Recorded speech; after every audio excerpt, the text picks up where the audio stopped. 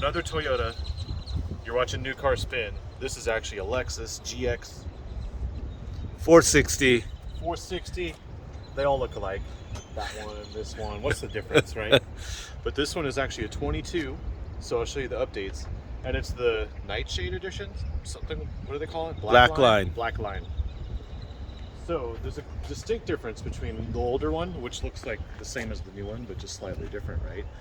And obviously the black line here for 22 has blacked out wheels and blacked out trim, updated tail lights.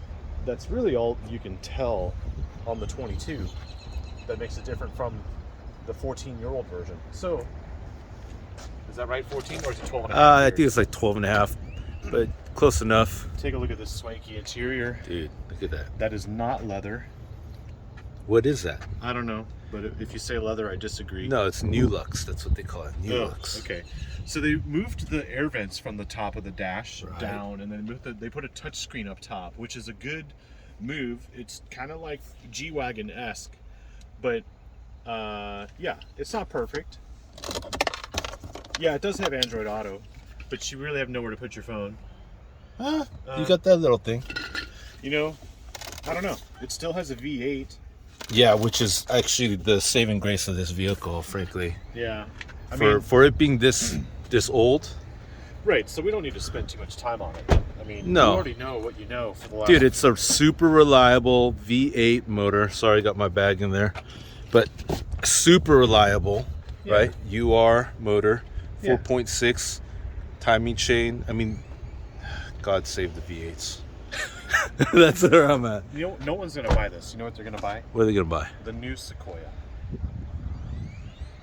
Yeah. This is irrelevant. Listen, no, that's what I said. The V8s. I know, but... Buttery smooth Okay, V8. so you have a family. Yeah. I don't, but I Uh-huh. still spend as much time in the drive-thru line as you. Yeah. And that's a long time now because everyone's in the drive-thru line. So I've got a V8 that doesn't have start-stop, which I don't like stop-start. But I hate start stop. with gas prices at $5.50 a gallon or Yeah. whatever, and premium fuel is required on here, right? Sure. Do you want to sit idle for 10 minutes in a drive-thru Or do I want to drive a turbo V6? with hybrid? I think Where the I'd take the engine's V8. Sorry, I'd The take the engine is V8. off and the AC still blasts cold air in Texas in the summer? Nah, I don't always feel like the AC always blasts cold air when the engine's off. No, it doesn't. But on the hybrids, it does. Because Oh it's yeah. electronic Okay, I'll give you. compressor. Yeah, okay, I'll give It's you like that. your refrigerator Yep. running. Right? Yep, I'll give you that. So this is not modern. It's new. No, it's not modern, but it'll last forever. If you want a used one, because you Sure. can't pay the money on a new one, but you want a like low mileage used one, Yeah. you just get the new one because the spread is just not worth it.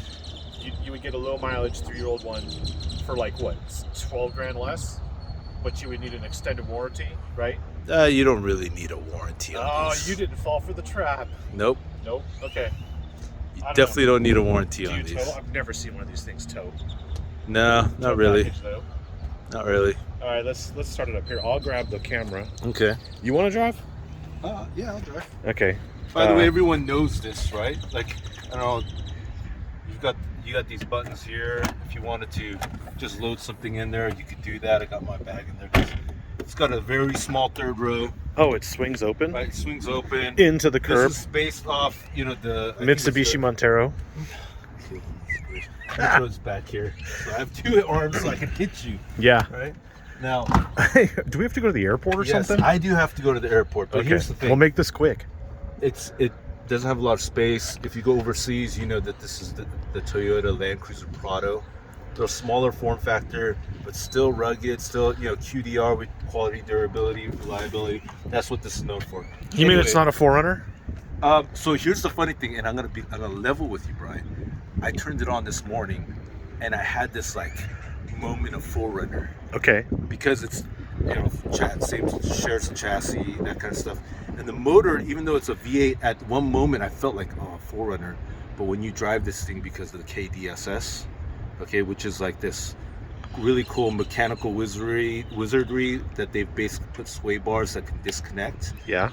When you drive it on road, the on-road mannerisms, this just destroys the 4Runner. Well, it's 6,000 pounds, right? Well, it's not just the weight. It's the shiftage. I mean, you could. It's how.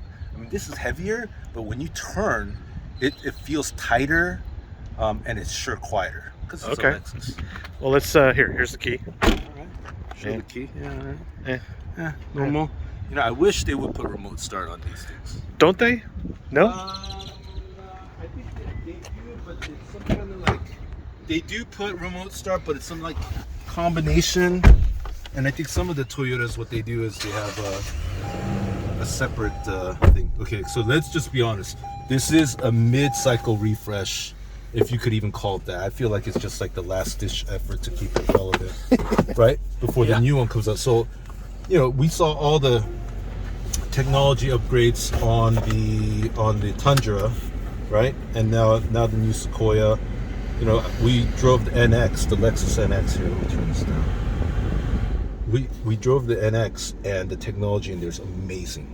And so what I'm looking forward to is what is going to be the next generation of this vehicle. Okay. But let's talk about this vehicle, because this is the vehicle that we have. Okay. First thing, right? This material that they have here, that's not leather. New Lux, it's supposed to last. It's supposed to be more durable. It's supposed to be lighter. It's more environmentally friendly. You know. Nonsense. Yeah, I'm gonna go with that. Yeah. I feel like it's a little nonsense. If you buy a luxury vehicle like a Lexus, you want leather. There you go. You know, that's just the truth of it. It does bring it down a little bit in here. That's wood, or what is that? No, it's not. It's not wood. It's this. It's not leather either. I think it's that new. So I feel like It's not tacky, but it's smooth. because they put some detail in. I don't know if the camera will pick it up. I mean, I feel like they did this micro etching stuff to make it look like wood, and it's got some. What's the word I'm looking for? Tough. What's texture. It's just texture. Yeah, it's just. But it's not I don't like know how this to wood. describe it. No. That's wood. Yeah. So I don't know. All I'm saying is, this black line looks cool. Right. You know, look at that. Right. That all that chrome, all that stuff. No, this looks cool. Well, that, you know what that says? That says mommy's picking me up at school at 4:30. Yeah. But this still says it right here, right? It does. But then, oh yeah, my glasses. I gotta get my shades yeah, anyway. You better not leave that in there Before they pick this vehicle up. Okay. My biggest, I love this. Okay, like if I bought this, I would definitely be doing a little bit of off-roading, even though it doesn't have the clearance, you know, the approach angles and all that stuff. But here's the thing: this whole instrument cluster, all the buttons are all in the wrong place. What? Yes. Wait a second. Yeah, I am Toyota fanboy. You're my resident Toyota fanboy. I love Land Cruiser. I got an old Land Cruiser, right? Like, yeah. I was looking forward to driving this vehicle because I was thinking maybe this is something that we want to pick up because it's kind of like the last of the V8s, and it's a Lexus. It's quieter. I've got the capability of a Land Cruiser Prado overseas, but dude, the buttons are all in the wrong place. And I feel like what the engineers did, or whoever did this, said, you know what? We really need to update the screen on this thing. Minimal changes, but major minimal change. Yeah, and so like, for example, I'm driving down the road. Yeah. Okay.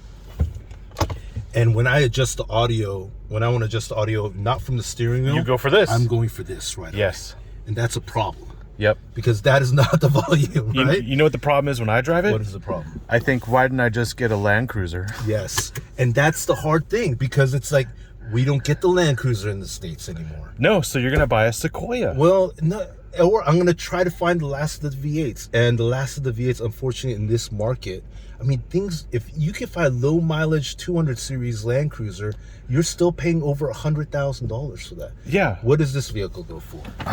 You know, there's got to be a window sticker in here somewhere. You found it? Yeah. So, I'm going to guess 72. 72? Okay. So, with the Black Line edition, right, which is about 38, 35. Okay. Okay, and that base, I guess, or whatever this is, standard equipment is 55 and a half. You're really looking after delivery, processing, and handling. 61. 62 almost. Okay, so the Sequoia better cost less than that. Yeah, and honestly, they're going to have better tech in it. And the buttons are going to be laid out in the right place. And this will still, you drive this, you're going to be like, I should have bought the Land Cruiser. Or the what's the LX 600 or whatever it's going to be, that thing, which is based on the Sequoia. Yeah. So what is, okay, so So where does this vehicle sit in the whole entire lineup? It's for old people who just don't like change, I think. Like grandma. Are you calling me old? You know what I mean? No. No, like, I know what you're saying. I am. I'm old soul. But dude, this is as there are a lot of in things. terms of reliability, you're gonna get something amazing. You know that you can take this. Well, let's drive it because they're picking it up at 1 and it's 12:56 and they're pretty hot on me if I don't return cars. Yeah. What I don't like, obviously it's an old architecture. You don't have the pano roof. You've got it's sort of like, Sure. you know, I mean, that's not great. yeah. But I mean, these buttons don't light up at night, so No, I can't. yeah. I don't see. Go left. I can't see what I'm doing in this vehicle most of the time.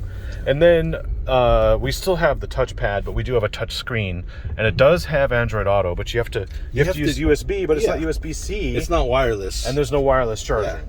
And this is updated. The other thing too is the heated and cooled seats are old school little Yeah. dial things. Yeah. so you basically make a right.